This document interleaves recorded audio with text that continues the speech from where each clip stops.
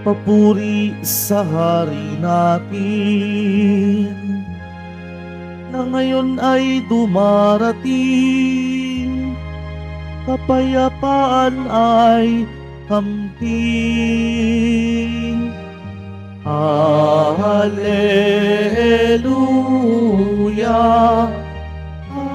Hallelujah, Hallelujah,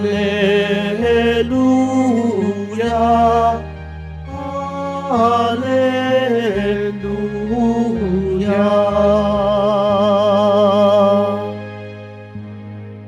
Sumainyo ang Panginoon. At sumaiyo rin. Ang pagpapahayag ng mabuting balita ng Panginoon ayon kay San Lucas. Papuri sa iyo, Panginoon. Dumating noon ng ilang Pariseyo, sinabi nila kay Jesus, "Umalis ka dito sapagkat ibig kang ipapatay ni Herodes." At sumagot siya, "Sabihin ninyo sa alamid na iyon na nagpapalayas ako ngayon ng mga demonyo at nagpapagaling. Bukas ay gayon din. Sa 3 araw, tatapusin ko ang aking gawain. Ngunit dapat akong magpatuloy sa aking lakad ngayon, bukas at sa makalawa, sapagkat hindi dapat mamatay sa labas ng Jerusalem ang isang propeta. Jerusalem, Jerusalem, pinapatay mo ang mga propeta at binato ang mga sinugo ko sa iyo. Makailan kong sinikap na kupkupin ang iyong mga mamamayan, gaya ng paglukob ng isang inahin sa kanyang mga sisiw. Ngunit ayaw mo, kaya't lubos kong pababayaan. Sinasabi ko sa iyo, hindi mo na ako makikita hanggang sa dumating ang oras na sasabihin mo, pagpalain nawa ang dumarating sa pangalan ng Panginoon."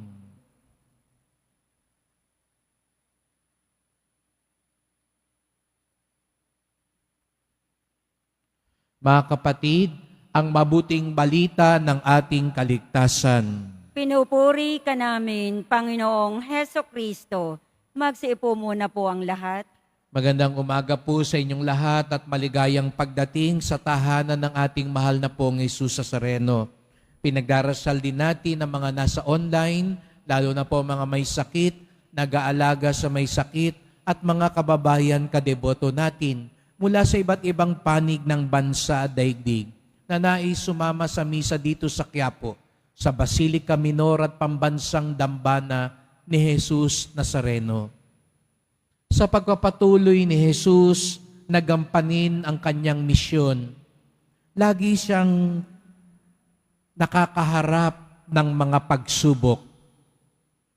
Lagi siyang pinadadalhan ng mga hadlang. Ito'y isang katotohanang espiritual na wag natin pong kalilimutan. Minsan nakala natin kapag tayo'y deboto, kapag tayo'y matibay sa pananampalataya at gumagawa ng mabuti, ay magiging okay na ang lahat. Kaya minsan may mga taong gumuguho kapag napapatanong sa Diyos, mabait naman ako, bakit ako nagkakasakit? Maayos naman ako sa pagdarasal at pagsisimba, bakit ako ang may utang? Ako ang nalulugi.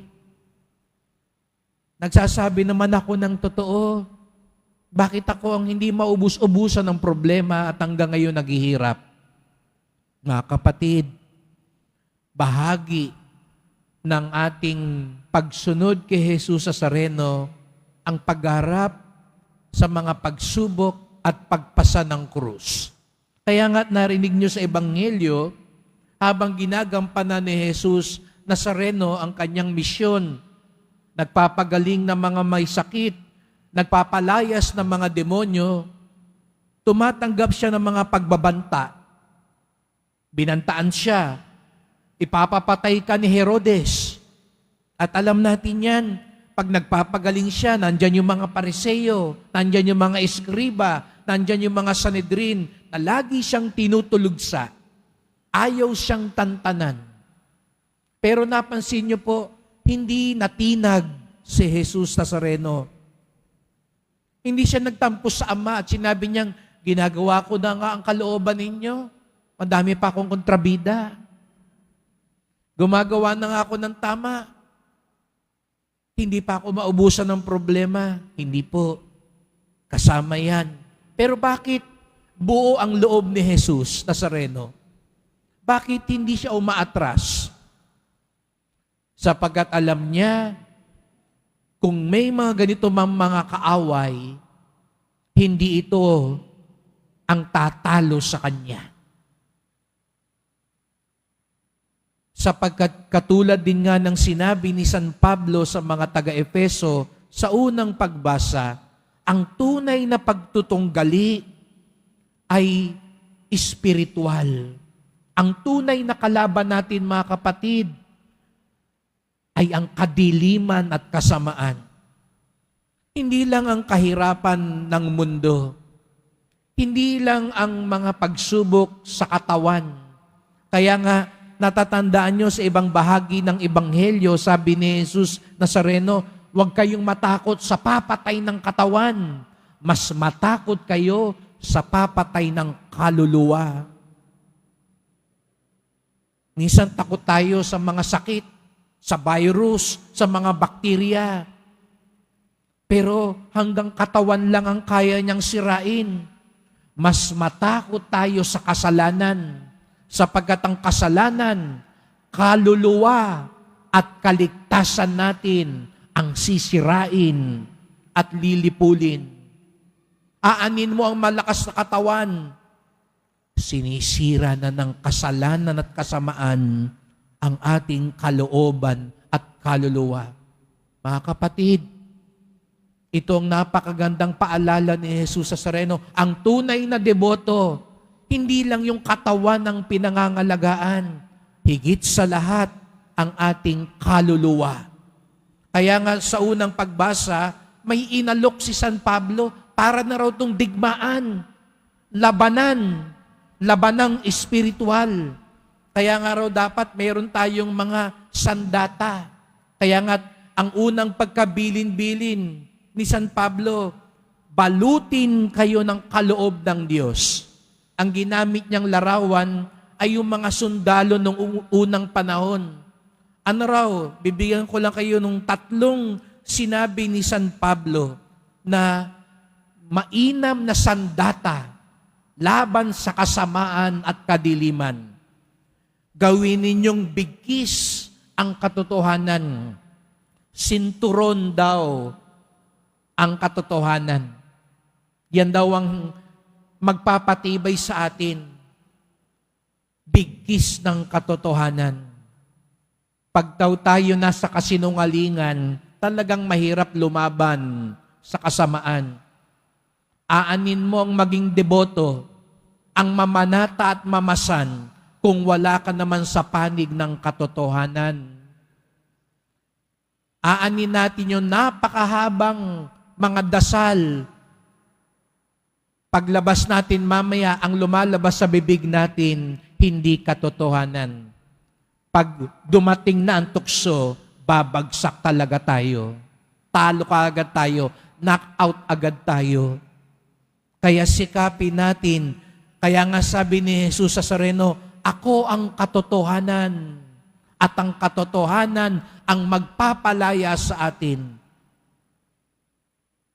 Sa mga naririnig natin sa balita, alam natin, marami dyan. Akala ba natin makapangyarihan, matapang? Sa totoo lang, mga kapatid, pagdating ng gabi, hindi na mapagkatulog ang iba. Kasi alam nila, hindi sila nagsasabi ng totoo. Aanin natin yun. Marami kang pera, may kapangyarihan ka, may pangalan ka, pero sa kalooban mo, alam mo, nagsisinungaling ka at wala ka sa panig ng katotohanan. Kaya nga, sabi din ni Jesus Nazareno, ni San Pablo, itakip sa dibdib ang balutin ng pagkamatuwid. Yung mga sundalo noong unang panahon may takip sa dibdib para hindi masibat o masaksak. Tayo daw, para hindi tayo mabugbog ng kasamaan. Ang pambalot sa dibdib natin, pagiging matuwid. Matuwid. Ano raw ang kabaliktaran ng matuwid? Palikuliko. Di ba pag sinabi mo yung buhay mo, palikuliko. Kaya nga yung biro sa iba, nangangaliwa ka. Pag hindi raw matuwid, pag dumating na ang pagsubok, babayuhin tayo at talagang matatalo tayo. At sa huli, sabi ni San Pablo, ang gawin niyong sandata ay gamitin ang Espiritu Santo na siyang magiging inyong sandata. Kunin ninyo ang tabak na kaloob ng Espiritu Santo. Ang tabak. At ano raw yung tabak? Ang Espiritu Santo, ang salita ng Diyos. Ito raw magiging panlaban natin. Ang salita ng Diyos, hindi ang salita ng tao. Akala natin minsan ang salita ng tao makakapagpalusot sa atin. Pero hindi po. Darating ang panahon, haharap tayo kay Jesus Nazareno. Lalabas lahat ng mga salita natin. Katotohanan ba o hindi? Matuwid ba o hindi? Tama ba o hindi? Huwag nawa na ang lumabas ng mga salita sa atin pagharap natin kay Jesus Nazareno, dahil ito yung mga lumabas sa ating bibig dito sa lupa, pagmumura, pagkabastos, pag-aalimura, pangaapi, pandaraya. Huwag po mga kapatid, ang tunay na deboto, salita ng Diyos, ang nagiging tanglaw natin. Salita ng Diyos ang naggagabay sa atin. Huwag tayong padala sa demonyo, sa pamamaraan ng demonyo. Nakakahalina minsan ang kasinungalingan. Nakakahalina minsan ang salita ng mundo. Kaya minsan napapapalakpak pa tayo. Minsan minamaliit na lang natin ang salita. Sasabihin lang natin, biro lang naman yan. Bukom bibig lang naman yan. Hindi naman siguro ganoon yan masyado. Diyan nagtatagumpay ang demonyo. Pag minamaliit natin ang mga salita, lalo na pag naisasantabi na ang salita ng Diyos, salita na ng tao ang nagpapatakbo ng buhay natin. Kaya't sabi nga ni Jesus Nazareno, gusto ko kayong sagipin. Gusto ko kayong iligtas gaya ng isang inahin na nais ililim ang kanyang mga sisiw pag umaatake na ang masama. Pero napaiyak nga si Jesus Nazareno dahil gusto man niya tayong iligtas. Tayo yung ayaw magpalilim sa Kanya. Tayo yung ayaw pumanig sa katotohanan. Tayo yung ayaw pumili sa katwiran. Tayo yung ayaw makinig sa salita ng Diyos. Kaya mga kapatid, sa misang ito, sa pagdulog natin kay Jesus Nazareno, nais niya tayong iligtas. Nais niya tayong protektahan. Nais niya tayong bigyan ng lakas. Hayaan natin ang kanyang katotohanan, ang kanyang katwiran, ang kanyang salita, ang maging lakas at sandata natin. At araw-araw, sa pagharap natin sa mga tukso at pagsubok, ipagdasal natin, huwag kadiliman at kasamaan. Huwag pagmumura at kabastusan. Huwag kasinungalingan at pangungutya. Bagkus ang awa, ang kabutihan at pag-ibig ni Jesus Nazareno ang manahan sa ating puso, ang maging sandata ng ating buhay. Upang sa ganon, maging bahagi tayo ng tagumpay at pagpapala ni Jesus Nazareno.